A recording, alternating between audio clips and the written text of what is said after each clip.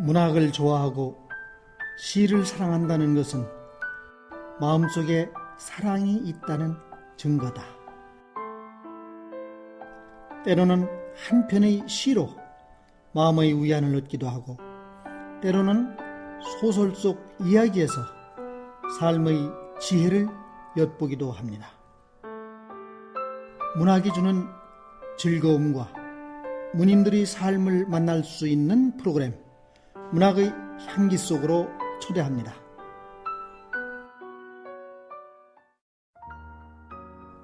시인의 서재, 낡은 책들이 오랜 세월을 말해줍니다.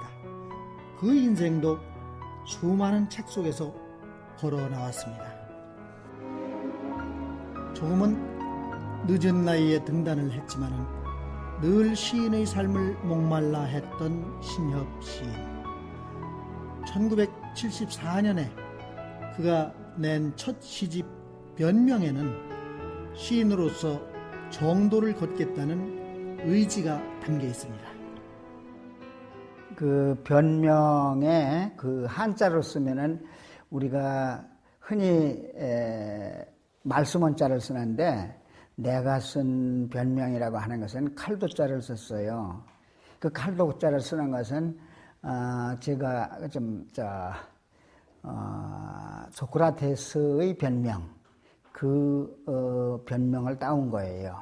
소크라테스의 변명은 스승인 소크라테스가 그 당시에 혹세무민을 한다고, 백성들을 나쁜 쪽으로 이끌어 간다, 진리를 가르치는 선생인데 그 진리를 가르치는 것이 잘못 가르치고 있다, 혹세무민한다, 이래가지고 감옥에 가뒀어요. 그래서 사약을 내렸잖아요. 그 독배를. 그렇게 죽으면서 자기가 변명한 거예요. 나는 내가 아테네의 청년들을 가르쳤지만은 청년들한테 수업료를 받지 않았다, 이런 얘기죠. 나는 수업료도 안 받고 그냥 가르쳤다. 그런 좀 무거운 얘기로 제가 시작하는 것은, 시를 쓰려고 하는 자세, 그것은 결코 가벼운 게 아니다. 말하자면 그냥 즐겁게 시를 써야 하겠지만, 그러나 그 시 속에는 인생이 담겨 있고 삶이 담겨 있고 삶의 자세가 담겨 있다. 이름 두 자로 산다는 말을 했는데, 그것은 제가 원래 신용협이지 않습니까? 그런데 시인이 되면서 신협으로 등단할 때 신협으로 이름을 바꿉니다. 그것은 내 생각에는 이제까지 살아온 생애 얼마 안 되지만은 살아온 것을 다 지워버리고 새 출발을 한다, 이런 얘기입니다. 그래서 새 출발을 하기 때문에 이름까지 아주 바꿨습니다. 그런데 왜 하필이면 이름을 잘라버렸느냐? 그것은, 이름이라는 것은 명예욕과 관련돼요. 그래서 흔히 시인이 되는 것을 마치 명예를 위해서 하는 것처럼 그렇게 시를 쓰는 그런 태도를 갖지 않겠다는 결심입니다. 그래서 이름을 가운데 토막을 잘라버렸습니다. 그래서 신협입니다.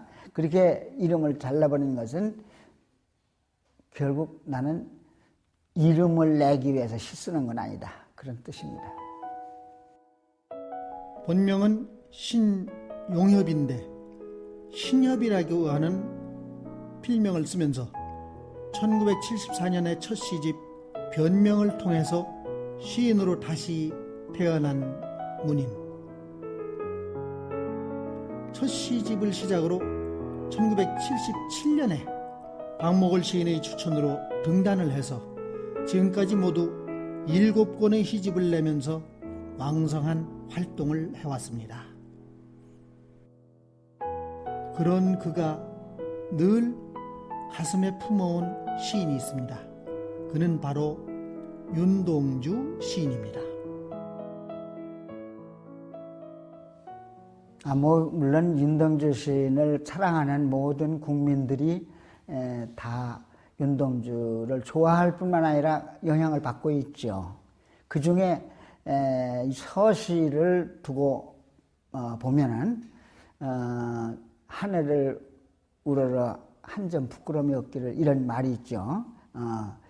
일생 동안 살아가면서 부끄러움이 없이 산다는 것은 굉장히 어려운 일이에요. 그러나 부끄러운 일이 있을 때마다 부끄러워할 줄을 알아야 되는데 부끄러워할 줄을 모르는 사람들 있죠. 그 시 속에는 그런 윤리적인 면이 강하게 내포되어 있어요.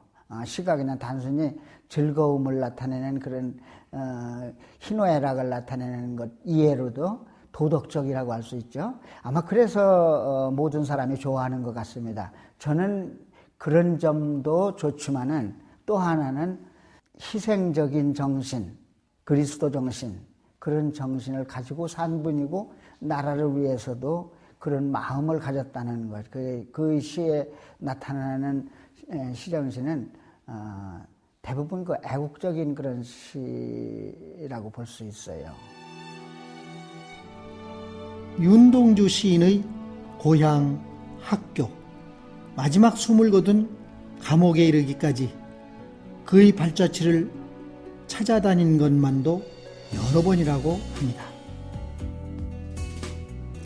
하늘, 바람, 별을 사랑한 윤동주 시인을 쫓은 그의 학창시절은 일면 시인과 닮아 있습니다. 그 우연히 성공으로 가는 길이라는 책을 읽었어요, 그때. 그런데 그 책에는 링컨이라든가 카네기라든가 안드류 카네기라든가 록펠러라든가 루즈벨트라든가 이런 미국에서는 아주 쟁쟁한 정치가들, 경제, 사회 이런 면에서 성공한 사람들이 한 10여 명 내지 20명 이렇게 전기로, 그것도 짤막짤막한 전기로 몇 페이지 안 되는 그런 전기로 이렇게 된 하나의 책입니다. 그래서 그걸 보고 가만히 공통점을 보니까 저먼 노릇을 한 사람이 많아요, 그중에. 그래서 사실은 나는 학교를 더 이을 수가 없었어요. 고등학교를 못 다니게 됐어요, 형편이. 그래서 내가 학교를 공부를 못하고 있을 동안 성공으로 가는 길에 그 사람들처럼 나도 좀 점원 노릇을 해봐야겠다. 그래서 서울에다가 아는 사람을 통해서 나 점원할 때 좀 가르쳐달라 이래가지고서 점원을 했습니다. 그런데 그게 6월인데 아마 조금 있으면 모 심을 때가 되죠. 모를 심으러 나갔다가, 왜냐하면 부모님들한테 그 얘기를 해서 걱정을 끼쳐드릴 수가 없어서 그냥 몰래 논에서 툭툭 바지를 털고서, 그러고서 그냥 나와가지고서 그 길로 서울로, 말하자면 좋은 방법이 아닐 거예요. 가출을 한 거니까. 그렇게 해서 가출을 해가지고서 남의 집에 그걸 가서 근무를 한 일이 있습니다. 가난 때문에 2년이 늦게 대전고등학교에 입학한 그는 본격적으로 독서에 빠져들기 시작합니다. 그때 마침 그 사상계라고 하는 책이 아주 좋은 잡지가 있었어요. 그건 기성인들, 뭐냐면 학생들이 읽는 것보다는 대학생 이상이 읽는 책이에요. 그걸 읽고서 상당히 그 지식을 넓혔다고 할 수 있습니다. 사상계를 읽고서. 그러면서 책은 손에 닿는 대로, 예를 들면은 논어라든가 또는 도덕경이라든가 또는 불경이라든가 성경까지도 그런 것들을 아주 좋은 책이라고 하는 것들을 다 읽고 싶었어요. 그랬는데 한계가 있죠. 사람이 일주일에 한 권씩 읽으면 1년에 50권밖에 더 읽겠습니까? 그러니까 많이 읽어봤자 한 50권 또는 100권 이렇게 읽는 거죠. 그때 영향을 좀 받았다고 할까, 그런 책이 있어요. 그건 뭐냐면 까뮤의 작품으로서 57년도인가에 나왔는데, 그때 나온 소설이 전락이라는 소설로 당선이 됐어요. 상을 받게 됐어요. 그래서 이제 저는 전락이라는 소설을 먼저 읽기 시작했고 소설이라는 게 이런 것이구나 하고서 그러한 방면의 소설을 쓸 수가 있을 것 같은 생각이 좀 들어서 그래서 제가 쓰기 시작한 것은 타락자라는 소설이에요. 어떤 면에서는 훌륭하지만 어떤 면에서는 타락자처럼 보이는 그런 한 여주인공 윤테레사라는 사람을 주인공으로 해서 배경은 지금 계룡대 그쪽을 배경으로 해서 천주교에 다니는 그 수녀로 이렇게 등장시켜가지고서 제가 쓰고 있는데 성공시키지를 못했어요 이제까지도. 그 소설은 중간에서 그냥 잊어버리고 말았습니다. 아무튼 소설 쓰기 시작할 때는 내가 전동이라는 데를 내 고향에 조치원 바로 위에 전동이라는 데에서 대전까지 통근차 통학열차를 타면은 꼭 1시간이 걸리고 또 좀 1시간 더 걸리는 때도 있고 그래요. 그러니까 1시간 동안을 저는 소설 구상을 하느라고 아주 눈을 감다시피 하는 안경알을 다 빼버리고서 안경에다 검은 종이를 붙여가지고서 이렇게 하고서 앉아있으니까 1시간 동안 구상을 하는 거죠. 윤테레사가 지금 천주교를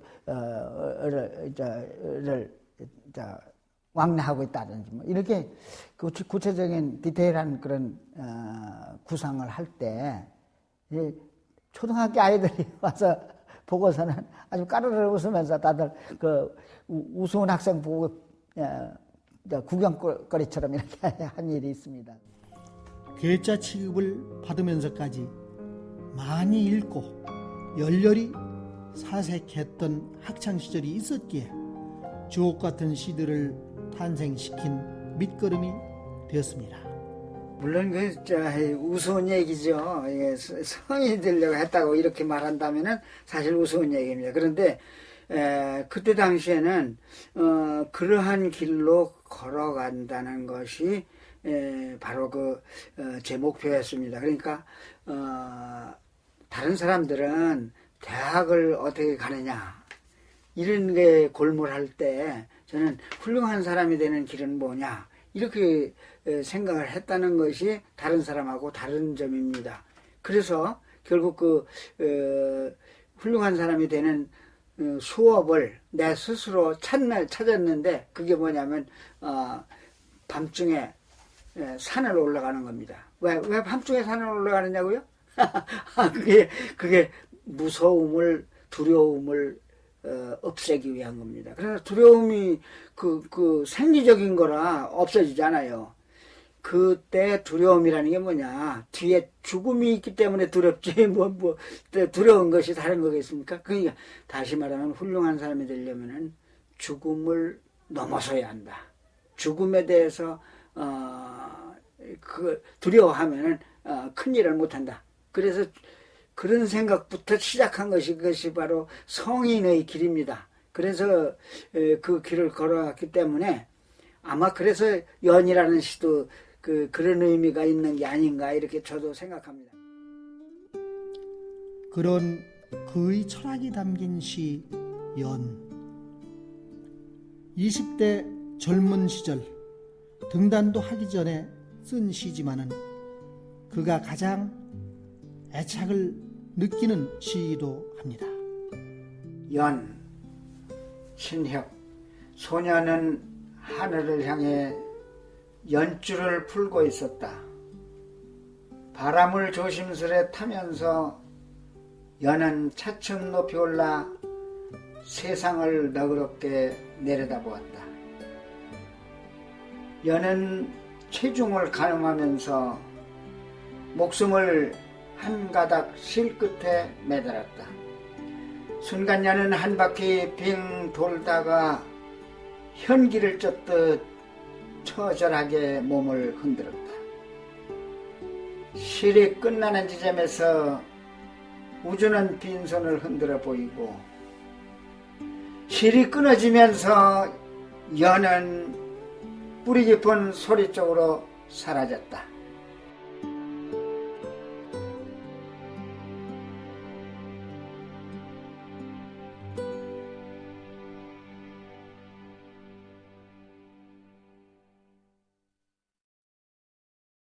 뭐 쓸 때는 그런 생각을 안 했는데 연을 나 자신을 연에다 비유해서 썼는데 이 연의 일생, 이 연의 일생이 곧 나의 일생이고 나의 일생이 곧 인류의 일생입니다. 인류 모든 사람들이 그런 길로 건너간다.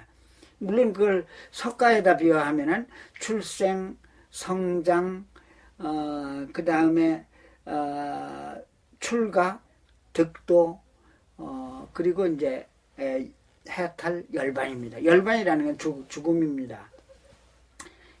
연이 줄이 끊어져 가지고서 달아나 버리면 그게 죽은 거 아니겠어요? 그러니까 그 목숨을 한 가닥 실끝에 매달았다는 것, 그 잘 생각해 보면 이해가 되실 겁니다. 교직 생활 중에 본격적으로 시에 눈뜬 신엽 시인. 그는 이생진, 윤강로 이런 시인들과 함께 분수동인회 회원으로 활동을 하면서 많은 시들을 써왔지만은 막상 등단을 미룬 것은 배움에 대한 목마름 때문이었습니다. 등단을 하는 과정이 보통 그 추천받는 그런 걸로는 알고 있고 다 하지만은 좀 더 많이 그 공부를 해서 시를 아주 잘 쓸 정도가 돼야만 내가 등단을 하지 그냥 쉽게 등단하려고는 생각을 안 했거든요. 그리고 아예 안 하면 어떨까 그런 생각까지 했거든요. 왜 그러냐면 등단을 한 것보다도 더 열심히 써야 하니까 의무적으로. 그래서 사실은 초기에 등단 안 하고 쓴 시집이 변명이라는 시집인데 거의 그 시집이 저를 이끌고 나갑니다. 그 정도로 변명이라는 시집의 내용들이 몇몇 편은 제가 평생을 써도 또 다시 그런 좋은 시를 쓸 수 없을 거라고 나는 생각하고 있습니다. 미국, 캐나다, 중국, 일본, 이집트, 인도, 유럽, 남미 이루 헤아리기 힘들 정도로 많은 세계 각국을 다니면서 그의 작품 세계는 한층 더 넓어졌습니다. 여기 있는 것은 전부 여행 다닌 것을 버리지 않고 있는 것입니다. 그래서 여러 나라 40여 개국을 다녔는데 그 한 번 다녀올 때마다 봉투 하나씩 정리도 안 하고 이렇게 놔뒀어요. 2013년에 발간한 7번째 시집에는 여행을 다니면서 쓴 작품들이 주로 담겨 있습니다. 시인이 된다는 것은 물론 소설가가 되는 것하고 좀 다르다고 봅니다.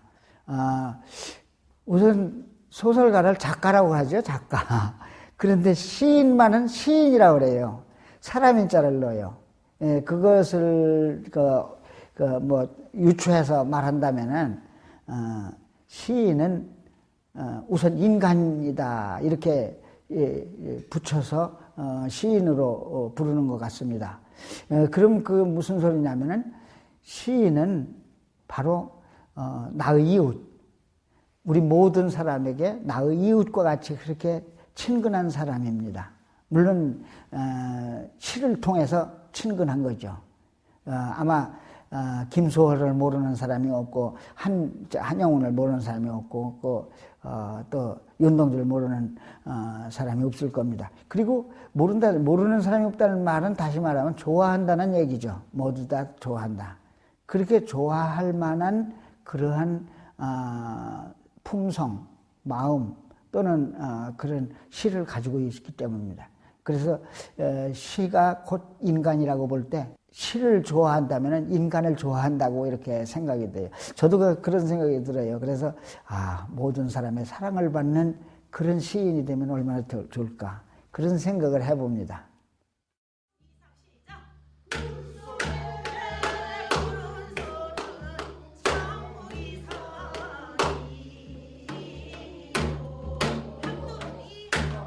일주일에 한 번은 민요, 또 한 번은 주역.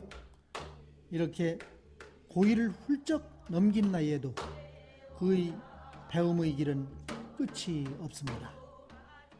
배움은 계속돼야 한다고 생각이 돼요. 그래서 그런데 이제 배우는 것도 과거에는 전공을 열심히 해야 하고 그렇지만은 지금은 좀 전공하고 약간 그 거리감은 있지만 옛날에 못했던 거 말하자면은 우리 한국 현대시와 가까운 그런 그 민요 이런 것을 서도 민요가 됐든 경기 민요가 됐든 민요에 대해서 옛날에는 눈을 뜨지 못해서 다시 한번 이 세계를 눈을 뜨고 또 그리고 그것만이 아니라 즐겁지 않습니까? 이렇게 시간을 알뜰하게 우리 시간이 남는다고 아무렇게나 지내서는 발전이 없어요. 그래서 평생 공부하는 거니까 그래서 한번 여기에 등록도 하고 이렇게 해봤습니다.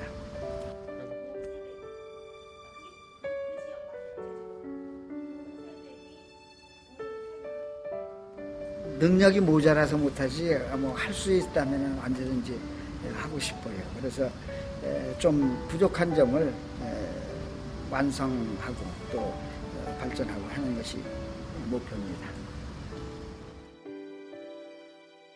앞을 내다보고 누구보다 앞서가야 하는 것이 시인의 역할이라고 믿는 신혁 시인.